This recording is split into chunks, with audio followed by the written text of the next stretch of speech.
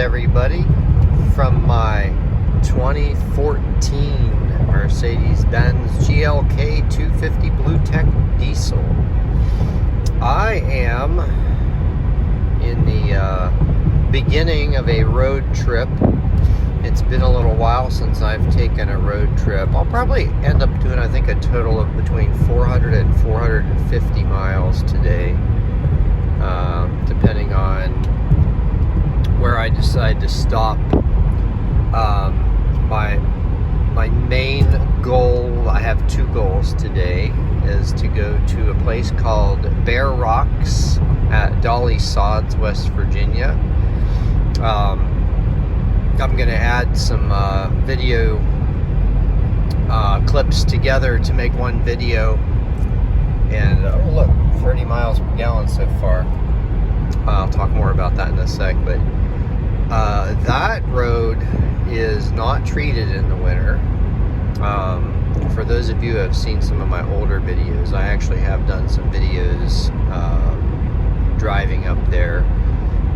It can be a bit challenging sometimes. I've only ever had one car that couldn't make it up there, and it was actually a Volkswagen Touareg.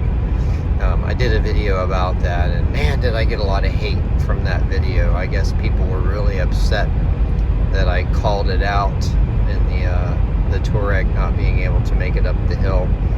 But I mean, hey, this is the internet. You're gonna have people that don't like what you have to say. So anyway, I actually think this car is going to do well. They got up there a couple days ago, I think 8 inches of snow. Now some of it may have melted because I think it was in the 40s and 50s since the snow, but there will still be a significant amount of snow up there. And you know, there's probably going to be some tire tracks from other people doing the same thing, but maybe not. I mean, there have been times I've gone up there where I was the only set of tracks. One notable video is when I had an S550 Mercedes and I was driving up there. I had to raise the air suspension all the way and it was still scraping bottom. That was actually pretty fun. I was really impressed that it actually made it all the way up there. I think the Mercedes-Benz 4MATIC system is pretty good. But yeah, I'll definitely be shooting some footage of that. I wasn't sure what to expect from fuel economy. I think the overall trip, I'm probably going to get mid to upper 20s. Because a lot of that will be climbing mountain passes, and we'll climb in the mountain itself. But then again, on the other side, there'll be downhills where I can gain some of it back. Right now, I've got the cruise set at 77, I think. And that is definitely not the best for fuel economy, but yeah, it's been holding close to 30. I reset it once I was a little way along the way on the road, because I started it and let it warm up a little bit before I got into it, so that would have skewed the on-road fuel economy a bit. But anyway, right now, so it was interesting, when I started out it said range 400. That has been as high as 550 on this trip. The range, is that blurry? The range display on this thing fluctuates wildly depending on, I think it only like evaluates the last mile and then extrapolates from there. Because I mean, I have easily seen like 200-mile swings on the same trip. So you kind of have to just take it with a grain of salt. I think it actually starts getting more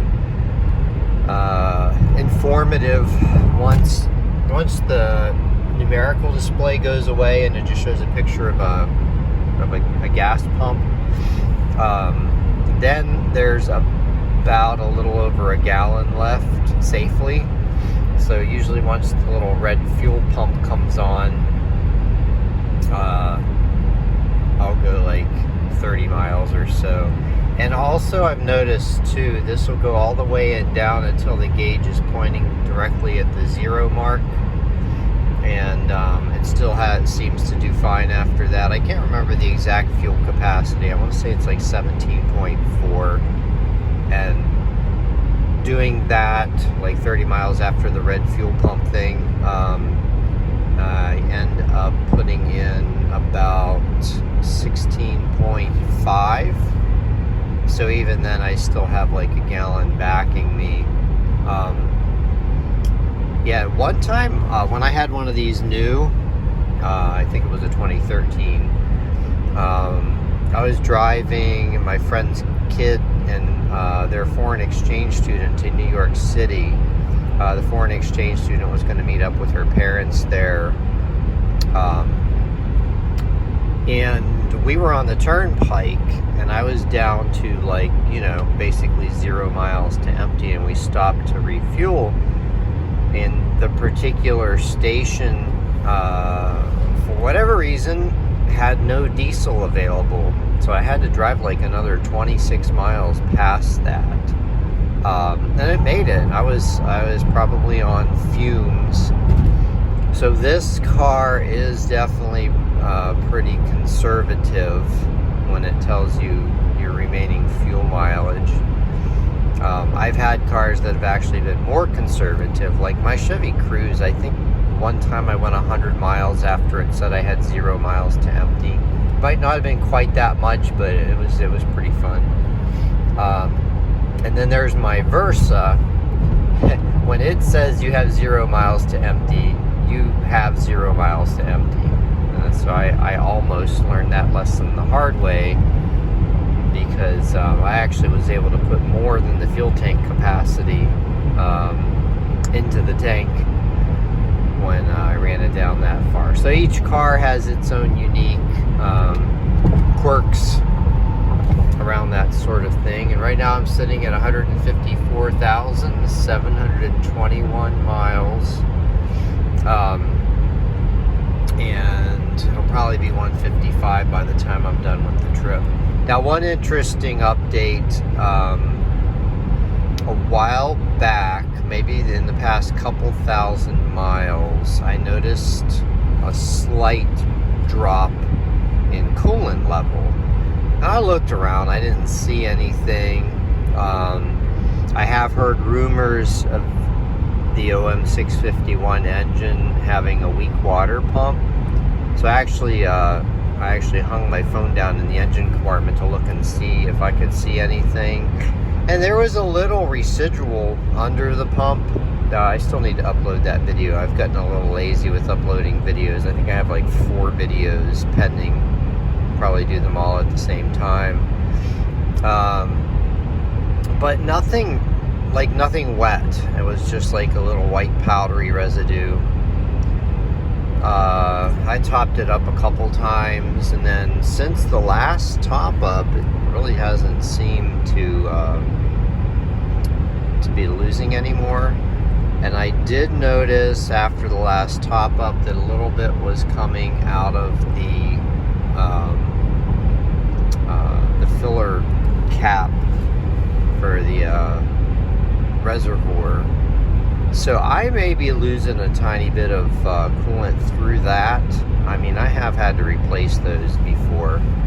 I did buy the water pump and all the pulleys and a new belt and all that, but I'll just keep my eye on it.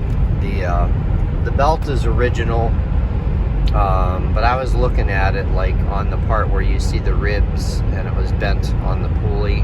I didn't really see any cracking or anything, so I don't think I have anything to worry about for a while. It's just a nice preventative to do at some point, but no rush on that. And anyway, this is a very comfortable car for road trips. Very pleasant to drive, very enjoyable. A little bit of wind noise, I'm actually surprised. I've got snow tires on and they're pretty quiet. And so far, from what I've experienced, they seem to do really well. And I think I made a video about that as well, which I also haven't uploaded yet. But hopefully I'll get some more footage about driving in the snow here in, I don't know, 3 hours or so. Maybe 2 hours, not sure exactly. I remember how to get to this place. It's a bunch of back roads that are pretty fun to drive on. This thing handles really well too. It has the feel of a Mercedes Benz SUV, but it handles like a car. Mercedes Benz has always been good at making big, bulky, heavy cars handle very well. It's always been pretty impressive, dating back years. And not every Mercedes is like that, but this one certainly is. Okay, well, that's all I have to say for now, but I will continue when I think of more and have other interesting things to say. So I thought for this next clip I would show how the range drops precipitously. Hopefully you can see that. Got some odd lighting. I am going up the first mountain pass. Now the sun is shining directly at me, so it's making for some challenging video conditions. But you can see it's dropping precipitously. And then conversely, as I'm going down the hill on the other side, it'll go up like that as well. But yeah, this first pass here, well, it's a few miles long. I don't know what the percent grade is or anything like that. Now, for those of you who have had old school Benz diesels, one thing that you would notice if you're going up a hill like this, and I've actually experienced that and made videos a few years ago about one of my other cars, a 300 SD 1993 in particular, going up this same hill. Now that was in the summer, but even in the winter, it would let's get rid of that message. It would heat up. But this one here, it's just staying right at the thermostat temperature, which is 90 degrees. So you can see just in a couple minutes here, we've lost like 20 minutes of range. So it's like a 10 to 1 ratio. And then back down at the bottom of the hill, ooh, this is a sharp turn. Back down at the bottom of the hill, it'll start coming back. Or actually, as I go down the hill, it'll start coming back, which should be happening anytime now. We've dropped down to 378. I think I've got a little more uphill, and then it'll start going the other way. And I have no way of telling if this car is in a regen or anything like that as well, which also will consume a bit additional fuel. So now we have a sign there for a runaway truck ramp in 2 miles. So yeah, we definitely have more uphill here, but it will soon change. So I'll show you. I'll keep the camera rolling.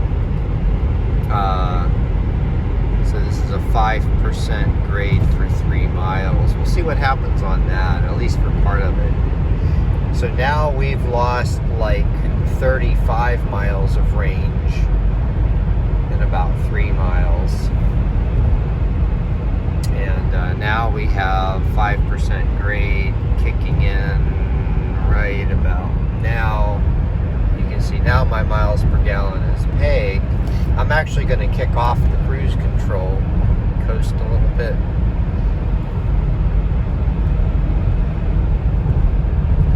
And let's see if it starts coming back up.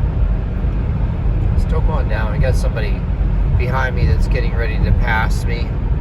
That's interesting that it still keeps dropping like that. So it must be taking into account like the last couple miles or something like that. So this is very interesting because I am definitely going downhill. Range is pegged. And there may be some good insight for how this thing works once it starts going back up. And so it's still dropping like crazy. That's very interesting. I never actually really paid attention to it like that. Now I know my fuel economy average 28.6. That's better than I thought it would be after going up that hill. Now that'll be going up. We finally leveled out, and we're finally starting to see the range go back up. So it looks like, if I just had to guess, that we're looking at about a 5-mile average on which it bases the range. So, you know, based on that logic, here in a couple miles, it should actually start climbing pretty quickly. I don't see any reason why it won't get well back into the 400s again, most likely. But we shall see. So I have leveled out, started going back uphill again, but you can see it's definitely in increasing mode now. Okay, more later. Ignore all the noise from the sunroof open, but I thought I'd snap a shot of these windmills. You can see the top part of them turning above the heavy fog / clouds. I thought that was pretty cool. Hopefully the phone is picking that up. But yeah, it's always little things like that that make a out into the middle of nowhere road trip interesting, when you spot little things like that you don't see every day. So I just thought I'd tack that on. More to come. So another thing to share. This is some of the thickest fog I have ever seen. It's come and gone on this trip, and I know this road fairly well. I don't drive it every day. I only drive it a few times a year. But holy cow, this is actually pretty twisty and curvy in through here. So by nature, I wouldn't want to go that fast anyway. 30 to 40 tops.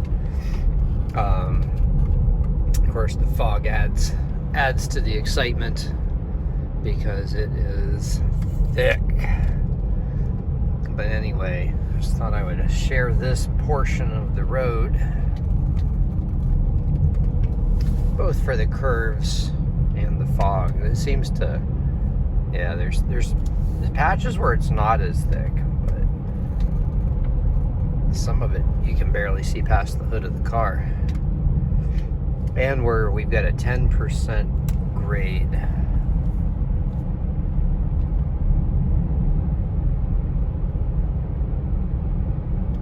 Yeah, it's definitely like puffs of clouds, but you know, the more I drive through this, the more my eyes kind of get adjusted and I can see a little bit further. I think maybe it's just me imagining things.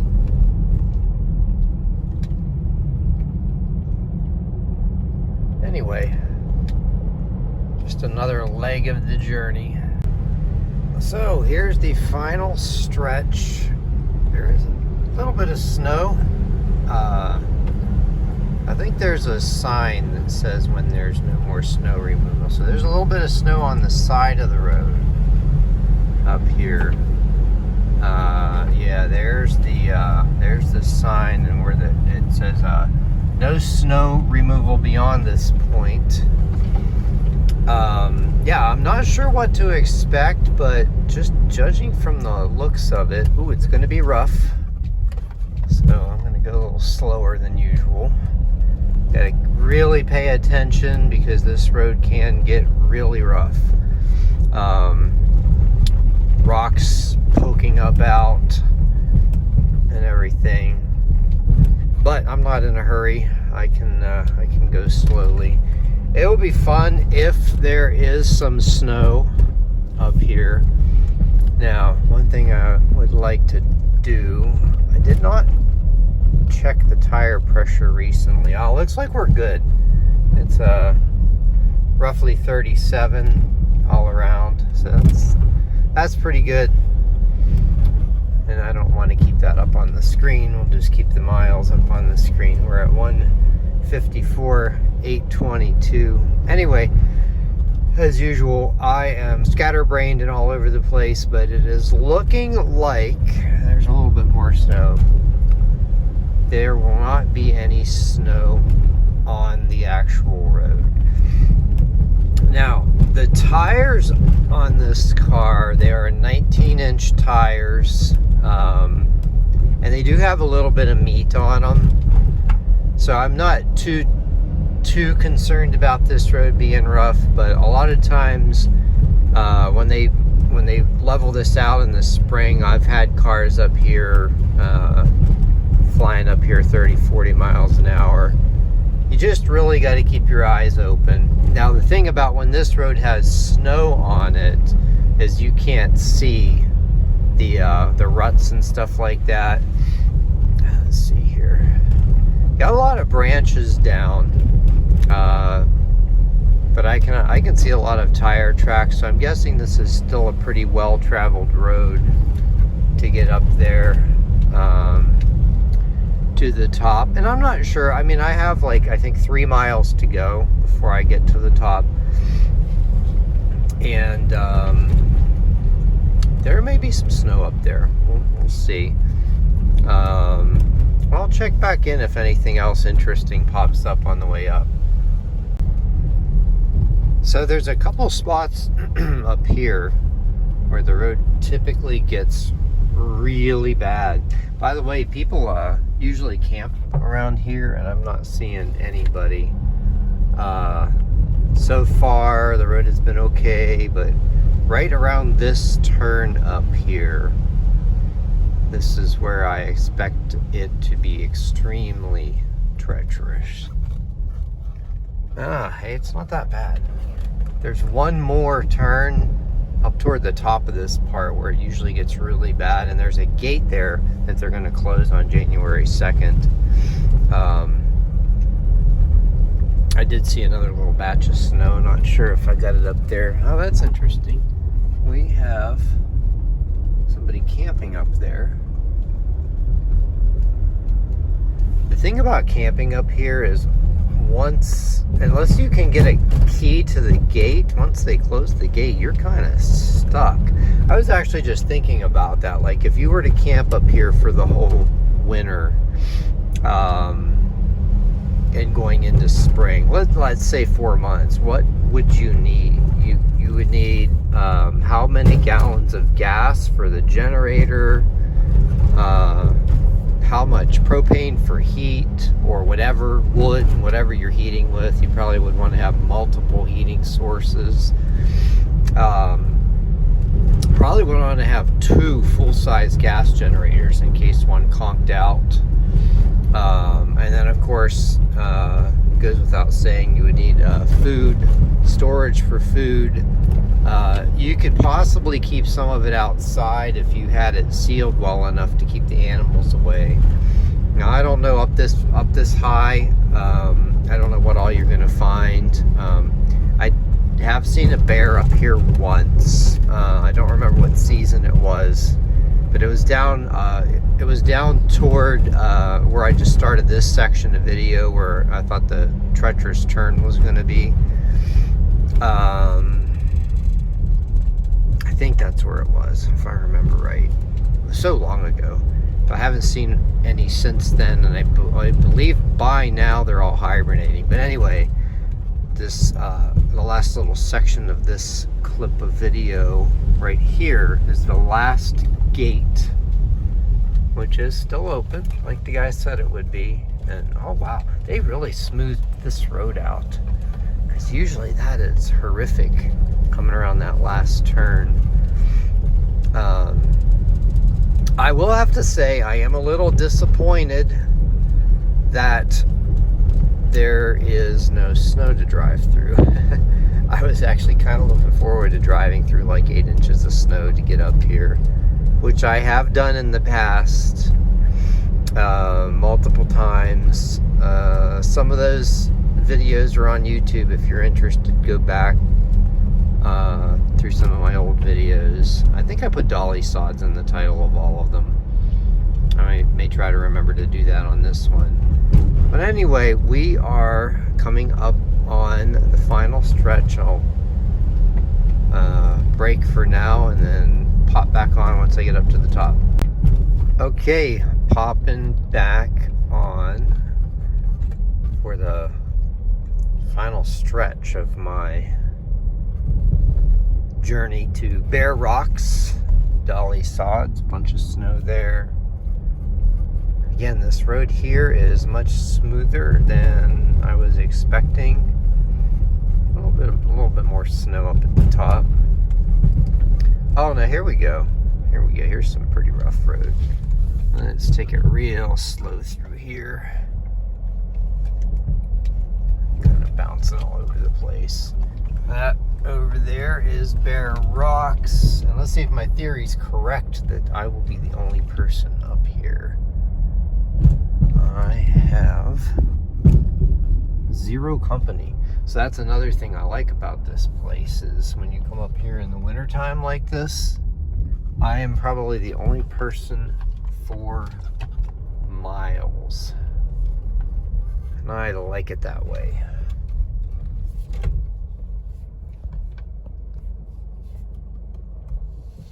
So to get here, 3 hours, 8 minutes, including a couple stops, 181 miles, and I'm just above a half a tank.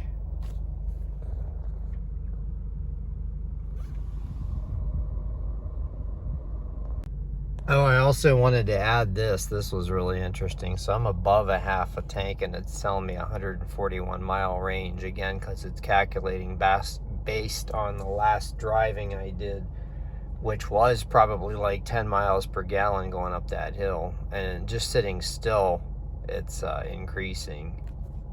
So I'm not in my car. This view is so spectacular, I just had to share it. Lots of wind up here, but the clouds are so thick over there. That's a bunch of different mountain ranges over there, and it just makes it look like something from another planet. Look down there, there's a bunch of snow on the rocks, but that's just super cool. I've never seen it like that before. You can see 1, 2, maybe 3 layers of the mountain peaks, and then all the rest is completely covered by the fog.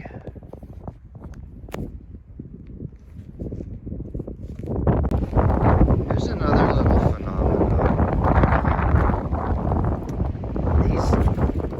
These rocks, this is like my entire hike up here, have like chunks missing. Like almost like somebody chipped away at them and put the byproducts down here. I can't imagine why somebody would do that, especially that extensively. I mean, it would have taken days to do something like that, and there's really no purpose. And it's not every one, so I don't know if there was something going on here with like wind erosion or whatever. I mean, it's solid. It's not just peeling off or anything, and it's not every single one of them. So that's kind of interesting. And then here's another view. I'm up a little bit higher.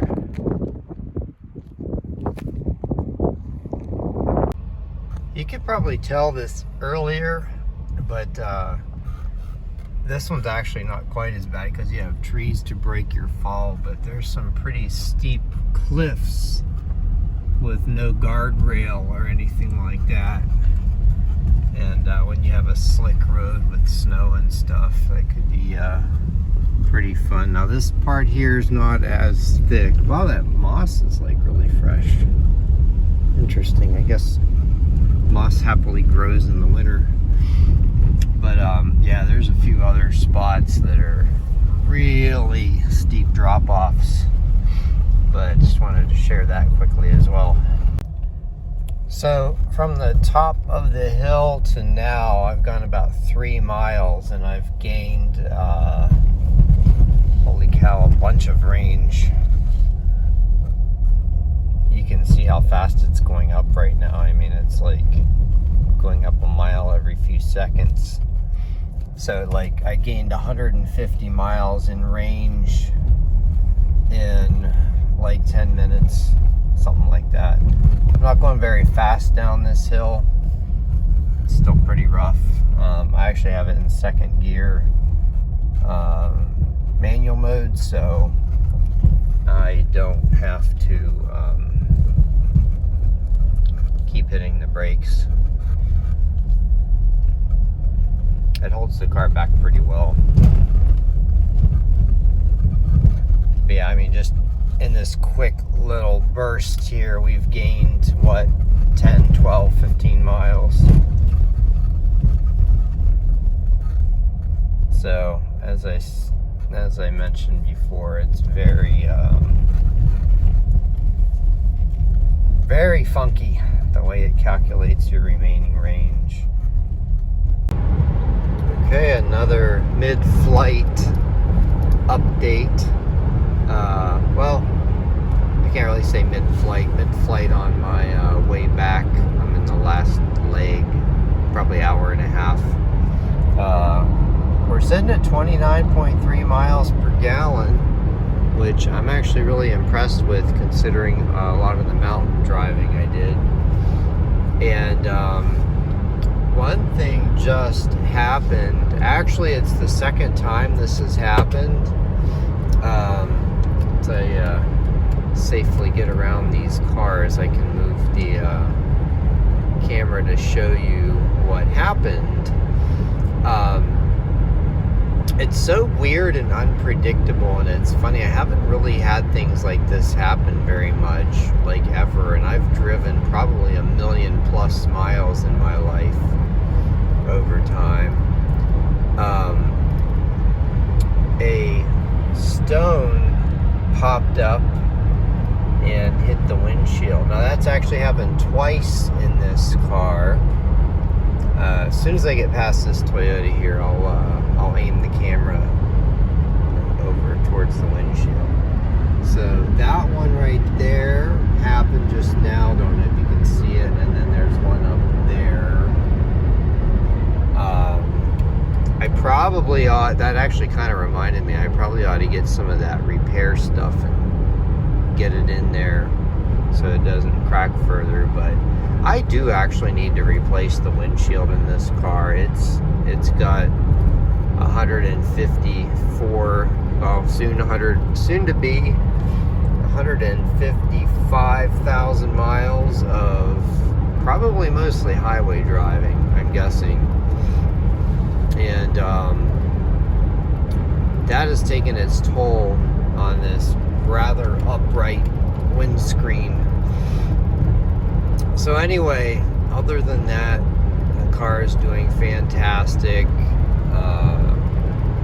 as I thought it would do. And I may or may not give another update, because this is pretty much the bulk of the trip. And I've said and shown a lot of stuff, so if you've made it this far, thank you for sticking around. And as always, I still find it fascinating that there's people out there that like to hear me ramble. So, pretty cool. Alright.